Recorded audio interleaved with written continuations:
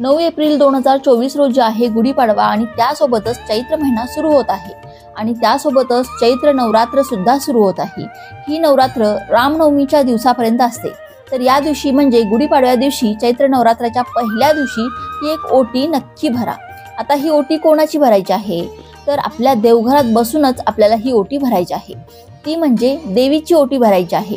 कोणत्या देवीची ओटी भरायची, तर तुम्ही तुमच्या कुलदेवीची ओटी भरायची आणि या 9 दिवसात म्हणजे गुढीपाडव्यापासून ते रामनवमीपर्यंत या 9 दिवसात तुम्हाला जर कुलदेवीच्या स्थानी जाण्याचा योग आला तर तुम्ही तिकडे जाऊन कुलदेवीची ओटी भरावी किंवा मग आपल्या घरातच कुलदेवीच्या टाकासमोर किंवा कुलदेवीच्या मूर्तीसमोर पाठ मांडून एक साडी किंवा ब्लाऊज पीस ठेवून ओटी भरायची आहे। जर कुलदेवी माहीत नसेल, कुलदेवीची मूर्ती नसेल, तर घरात ज्याही देवीवर श्रद्धा असेल, ज्याही देवीची मूर्ती किंवा फोटो घरात असेल त्या देवीची ओटी भरायची आहे।